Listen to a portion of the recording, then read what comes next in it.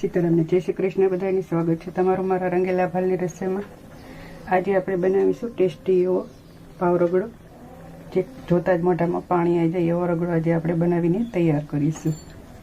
જો આજનો વિડીયો તમને પસંદ આવે તો તમારા ફ્રેન્ડ્સ અને ફેમિલીમાં શેર કરવાનું ભૂલતા નહીં। ચેનલ પર નવા હોય તો ચેનલને સબસ્ક્રાઈબ કરી દેજો અને કમેન્ટ કરીને જરૂરથી જણાવજો કે આજની રેસીપી કેવી લાગી। તો અહીંયા પાવ રગડો બનાવવા માટે 1 કપ જેટલા મેં સૂકા વટાણાને સવારે પલાળી દીધા હતા અને અહીંયા મેં ગરમ પાણીમાં પલાળ્યા હતા। તો વટાણા એકદમ સરસ રીતે આપણા પલળી ગયા છે। આ રીતે પ્રેસ કરશું તો વટાણું એકદમ ભાંગી જાય છે।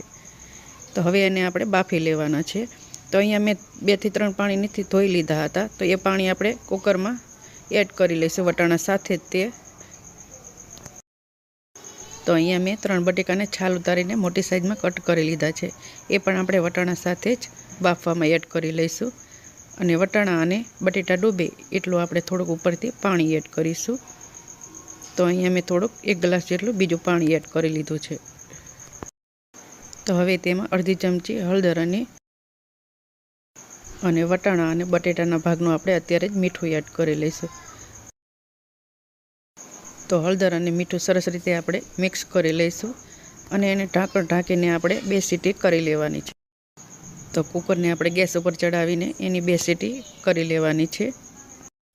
તો 2 સીટી થઈ ગઈ છે અને બટેટા અને વટાણા આપણું સરસ રીતે ચડી ગયું છે। તો તમે જોઈ શકો છો એકદમ સરસ રીતે ચડી ગયું છે। તો હવે બટેટાને આપણે થોડાક મેશ કરી લઈશું। તો ચમચાની મદદથી આપણે બટેટાને થોડાક મેશ કરી લઈશું। એકદમ ઝીણા મેશ નથી કરવાના, થોડાક આખા પાખા જ આપણે એને રહેવા દેવાના છે। તો બટેટાને આપણે થોડાક મેશ કરી લીધા છે। કંઈક આ રીતનું આપણે મિશ્રણ તૈયાર કર્યું છે। તો હવે એમાં જોઈતા પ્રમાણમાં આપણે પાણી એડ કરીશું। તો અહીંયા હું જોઈતા પ્રમાણમાં પાણી એડ કરીશ। અહીંયા તમારે રગડો જેટલો જાડો પાતળો રાખવો હોય એ પ્રમાણે પાણી એડ કરી રાખવાનું। તો અહીંયા હું એકદમ પાતળો જ રગડો રાખીશ, જેથી કરીને પાવ રગડામાં એકદમ સરસ રીતે રગડો આપણો પાવમાં ઉતરી જાય। તો આ રીતનું મેં રાખ્યું છે। તો હવે વઘાર માટે મેં અહીંયા કડાઈમાં મોટી 2 ચમચી જેટલું તેલ એડ કરી લઉં છું। તેલ ગરમ થાય એટલે એમાં અડધી ચમચી જેટલું આપણે જીરું એડ કરીશું। જીરું સંતળાઈ જાય એટલે એમાં ચપટેક આપણે હિંગ એડ કરીશું અને 2 તીખા મરચાં એડ કરી લઈશું। લસણ અને આદુની પેસ્ટ એડ કરીશું અડધી ચમચી જેટલી। એનો સ્વાદ અહીંયા ખૂબ જ સરસ આવશે। તો સરસ રીતે આપણે એને તેલમાં મિક્સ કરી લઈશું। મિક્સ કરીને એની કચાશ દૂર થાય ત્યાં સુધી આપણે અડધી મિનિટ માટે એને સાંતળી લઈશું।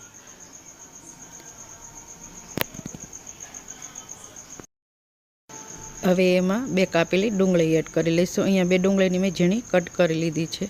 તો એને સરસ રીતે આપણે તેલમાં મિક્સ કરી લઈશું અને લાલ કલરની થાય ત્યાં સુધી આપણે એને સાંતળી લેવાની છે।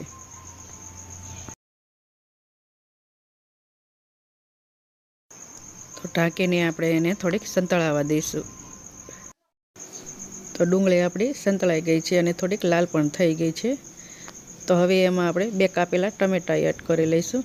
અહીંયા મેં 2 ટમેટાને ઝીણા કટ કરી લીધા છે। એ એડ કરીને સરસ રીતે આપણે ડુંગળીમાં મિક્સ કરી લઈશું અને ઢાંકીને આપણે એને થોડાક ટમેટાં સોફ્ટ થાય ત્યાં સુધી થવા દઈશું।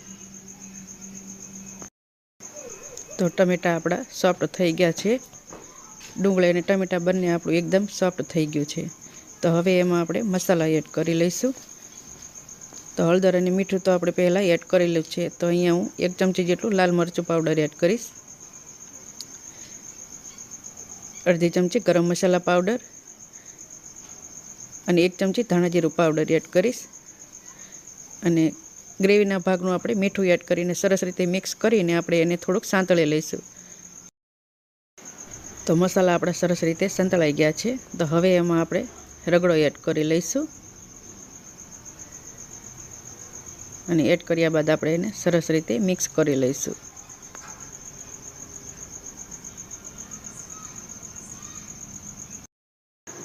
અહીંયા મેં થોડોક પાતળો જ રાખ્યો છે, જેથી કરીને આપણે પાવ રગડા ખાતી વખતે એકદમ સરસ રીતે પાવમાં ઉતરી જાય। તો હવે એમાં આપણે 1 લીંબુનો રસ એડ કરીશું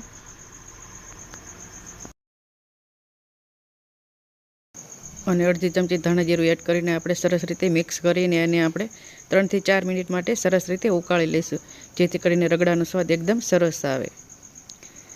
તો 3 થી 4 મિનિટ જેટલો સમય થઈ ગયો છે અને આપણો રગડો એકદમ સરસ રીતે તૈયાર થઈ ગયો છે। તો હવે આપણે પાવ રગડાની ડીશ તૈયાર કરી લઈશું અને ગેસને બંધ કરીને ઉપરથી આપણે થોડીક કોથમીર એડ કરી લઈશું।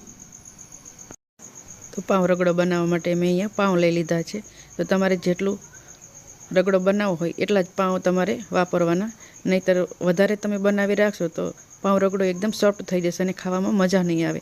તો અહીંયા અત્યારે આપણે એક જ ડીશ બનાવીશું, તો એના માટે આપણે એક જ પાવ લેવાનું છે, બીજાને સાઈડમાં મૂકી દઈશું।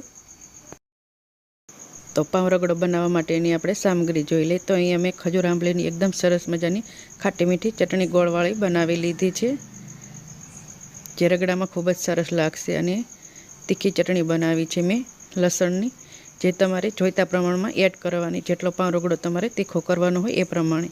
2 ટામેટાને ઝીણા કટ કરી લીધા છે, સેવ લીધી છે, દાડમના દાણા, કોથમીર અને અહીંયા મેં ખારી સિંગના દાણા લીધા છે। એની જગ્યાએ તમે મસાલા સિંગ અથવા તળેલા સિંગ દાણા પણ લઈ શકો છો।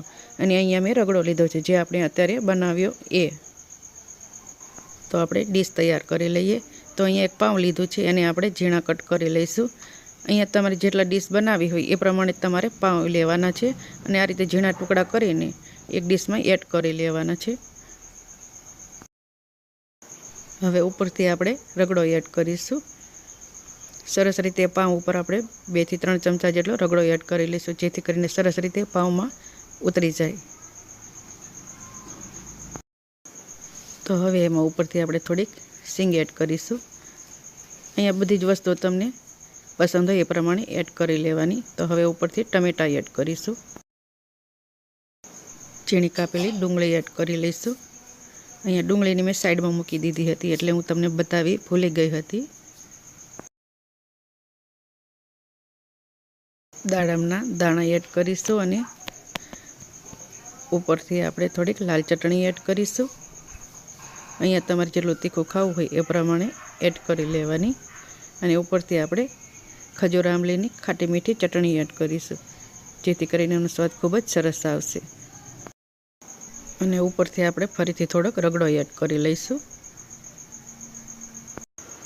હવે ફરીથી ઉપરથી આપણે થોડીક આંબલી ખજૂરની ચટણી અને થોડીક લાલ ચટણી એડ કરી લઈશું।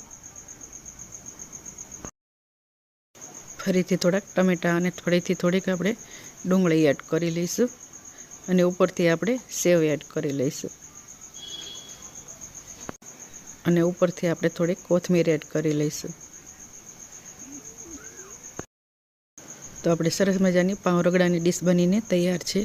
જોતાં જ મોઢામાં પાણી આવી જાય એવી આપણી ડીશ બનીને તૈયાર થઈ છે। તો આ રીતે એકવાર જરૂરથી ટ્રાય કરજો અને વિડીયો પસંદ આવે તો તમારા ફ્રેન્ડ્સ અને ફેમિલીમાં શેર કરવાનું ભૂલતા નહીં। અને જો ચેનલ પર નવા હોય તો ચેનલને સબસ્ક્રાઈબ કરી દેજો અને કમેન્ટ કરીને જરૂરથી જણાવજો કે આજનો વિડીયો તમને કેવો લાગ્યો।